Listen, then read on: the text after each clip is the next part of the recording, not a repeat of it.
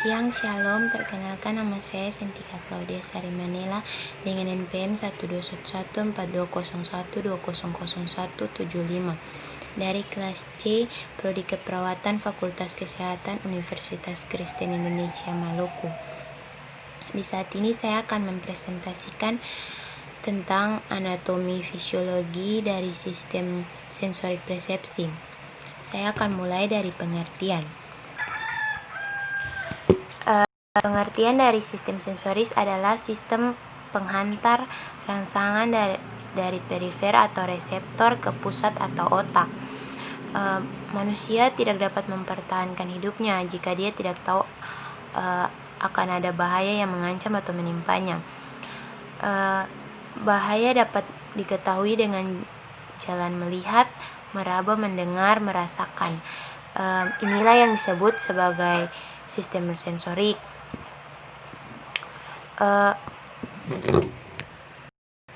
Ada 4 komponen penting pada sensoris, yaitu yang pertama stimulus atau rangsangan, yang kedua reseptor, yang ketiga konduksi, dan yang keempat persepsi. Fungsi sel saraf sensorik adalah untuk menghantar impuls dari reseptor ke sistem saraf pusat, yaitu otak atau ensefalon dan sumsum tulang belakang atau medium spinalis. Selanjutnya adalah pengertian persepsi. Persepsi adalah proses mencapai kesadaran atau pemahaman lingkungan dengan mengorganisir dan menafsirkan informasi sensorik. Persepsi merupakan suatu proses bagaimana seseorang menyeleksi, mengatur, dan menginterpretasikan masukan-masukan informasi dan pengalaman-pengalaman yang ada dan kemudian menafsirkannya untuk menciptakan keseluruhan gambar yang berarti. Ada 5 persepsi, yaitu yang pertama persepsi visual, yaitu persepsi yang visual didapatkan dari indera penglihatan. Yang kedua persepsi auditori, adalah persepsi yang auditori didapatkan dari indera pendengaran, yaitu telinga. Yang ketiga persepsi perabaan, adalah persepsi pengeraba yang didapatkan dari indera taktil, yaitu kulit. Yang keempat persepsi penciuman, adalah persepsi penciuman atau olfaktori yang didapatkan dari indera penciuman, yaitu hidung. Yang kelima persepsi pengecapan, adalah persepsi pengecapan atau rasa yang didapatkan dari indera pengecapan, yaitu lidah. Proses persepsi dimulai dengan sebuah objek di dunia nyata disebut stimulus atau objek distal melalui cahaya, suara, atau proses fisik lain. Objek merangsang organ-organ sensorik tubuh. Organ-organ indera mengubah energi masukkan ke dalam saraf, aktivitas proses yang disebut transduksi. Pola baku aktivitas saraf disebut stimulus proksimal. Sinyal-sinyal saraf dikirim ke otak dan diproses sehingga muncul persepsi. Alat sensoris yang pertama yaitu pada indera penglihatan, yaitu mata. Indera penglihatan adalah mata. Mata adalah organ indera yang kompleks. Di mata terdapat reseptor khusus cahaya yang disebut fotoreseptor. Proses pengamatan sebagai berikut. Yang pertama dari sumber cahaya, kemudian ke kornea, kemudian ke aqueous humor pada kamera okuli anterior, kemudian ke pupil, kemudian ke aqueous humor pada kamera okuloposterior, kemudian ke lensa kristalina, kemudian ke corpus vitreum, kemudian ke retina, kemudian ke nervus opticus, kemudian ke otak, dan kemudian terjadi kesan-kesan apa yang kita lihat.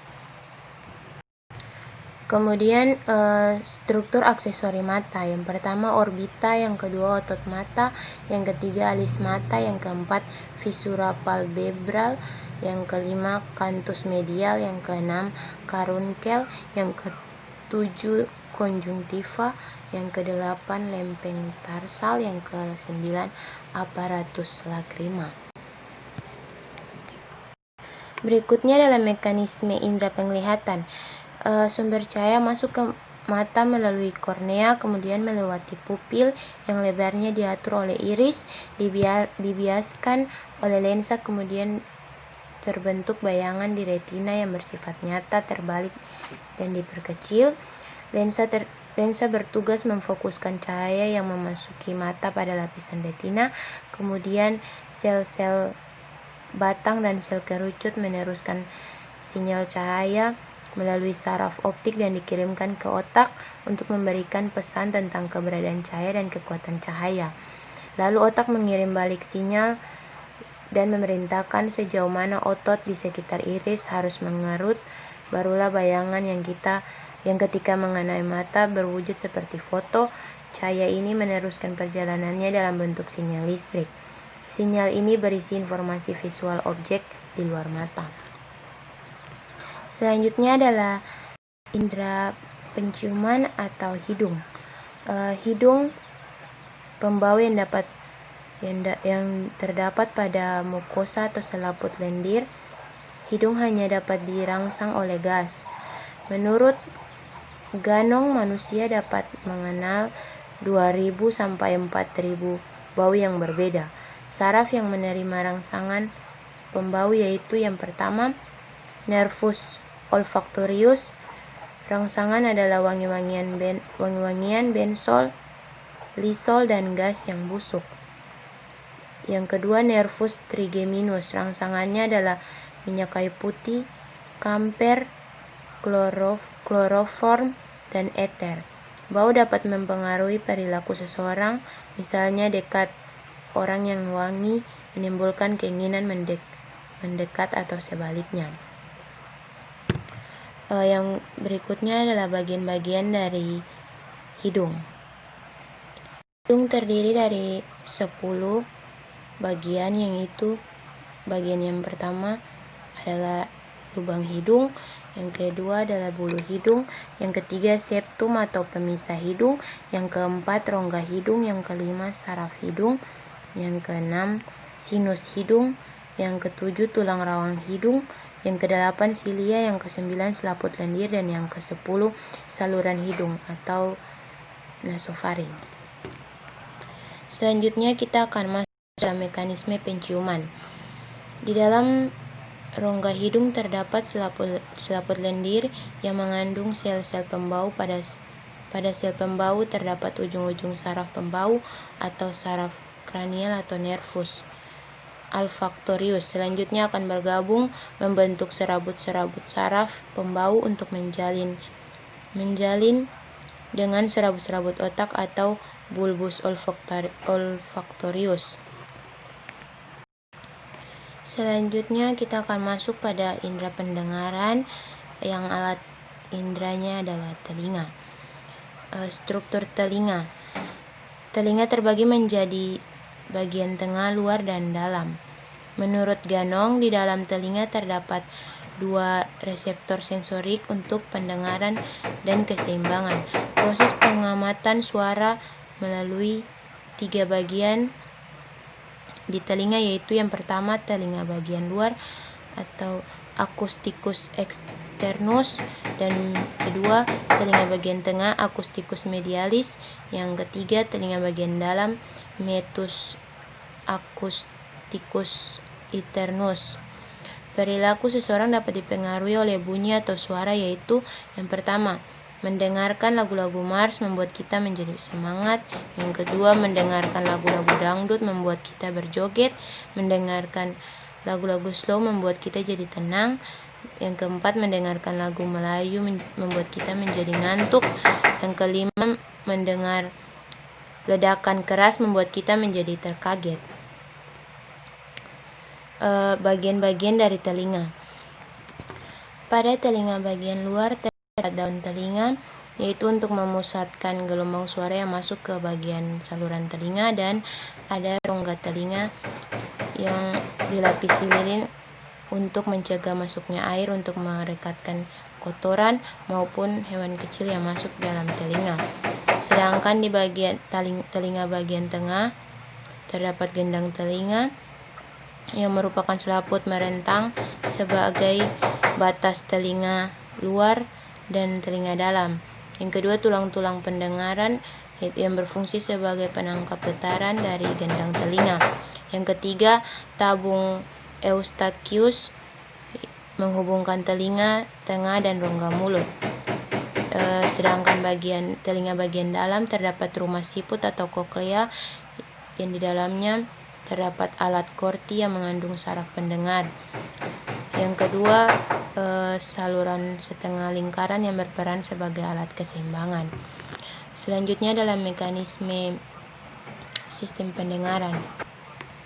Sinyal suara memasuki saluran telinga dan variasi tekanan yang dihasilkan menekan gendang telinga. Karena sisi bagian dalam dari gendang telinga mempunyai tekanan yang nilainya dijaga konstan maka gendang telinga akan bergetar. Getaran dari gendang telinga disalurkan pada 3 rangkaian tulang, yaitu martil, incus, dan stapes. Mekanisme ini dirancang untuk mengkopel variasi suara dari udara luar ke telinga bagian dalam. Karena luas permukaan penampang yang ditekan stapes lebih kecil dari luas penampang gendang telinga, maka tekanan suara yang sampai ke telinga bagian dalam bertambah besar. Cairan pada koklea bergetar dengan frekuensi yang sama dengan gelombang yang datang. Basilar membran kemudian memisahkan sinyal berdasarkan frekuensinya. Saraf yang berada pada membran kemudian mendeteksi posisi terjadinya resonansi yang juga akan menentukan frekuensi suara yang datang. Selanjutnya kita akan masuk dalam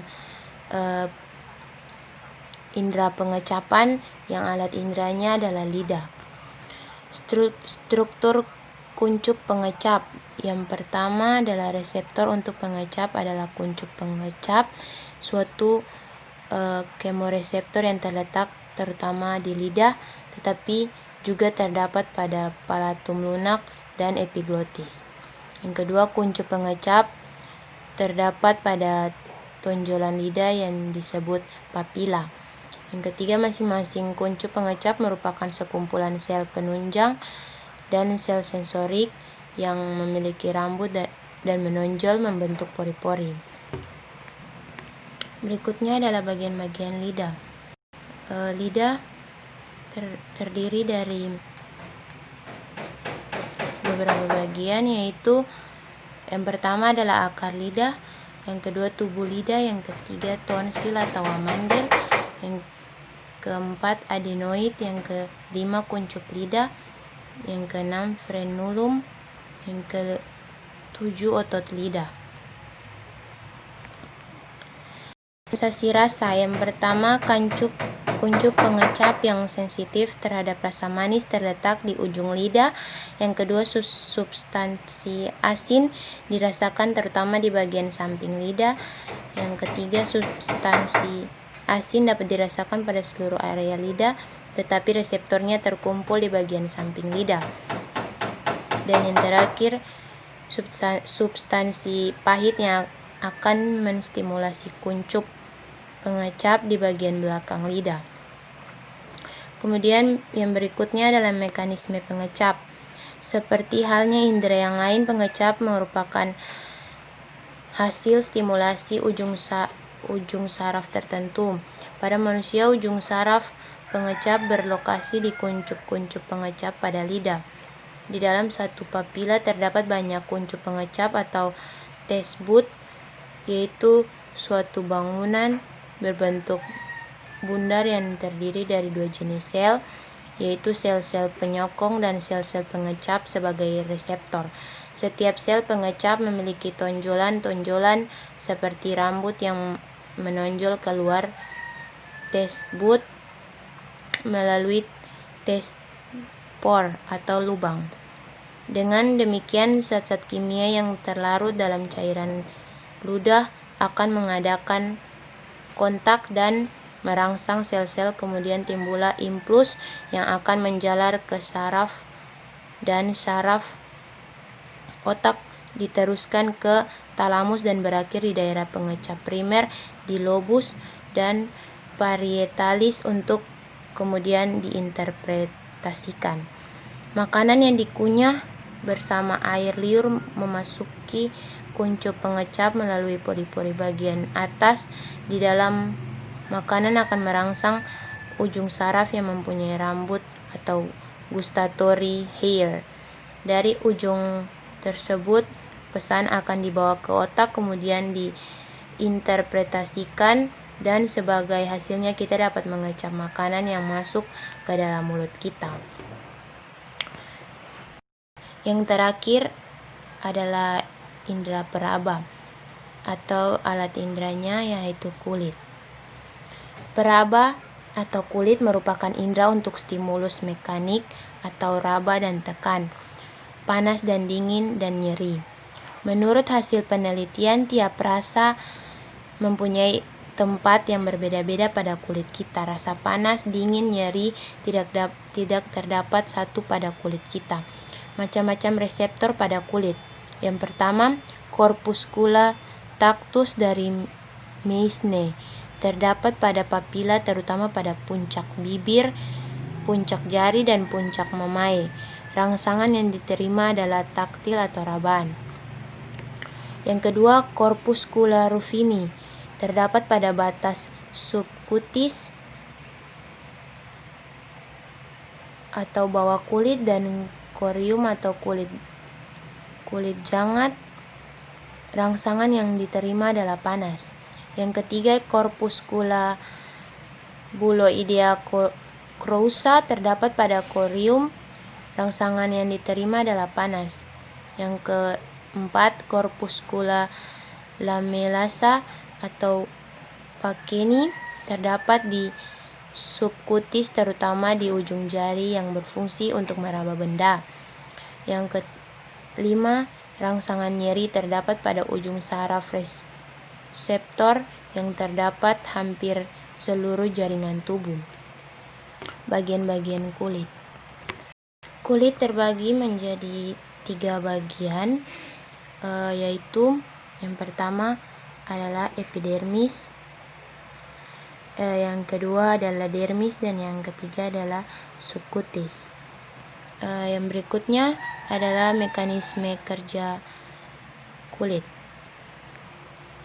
Proses sensorik diawali dengan penerimaan input atau registration, yaitu individu menyadari akan adanya input. Proses selanjutnya adalah orientation, yaitu tahap di mana individu memperhatikan input yang masuk. Tahap berikutnya kita mulai mengartikan input tersebut atau interpretation. Selanjutnya adalah tahap organization, yaitu tahap di mana otak memutuskan untuk memperhatikan atau mengabaikan input ini. Tahap terakhir adalah execution, yaitu tindakan nyata yang dilakukan terhadap input sensorik tadi. Sekian yang dapat saya jelaskan mengenai anatomi fisiologi sistem sensorik persepsi di saat ini. Sekian dan terima kasih.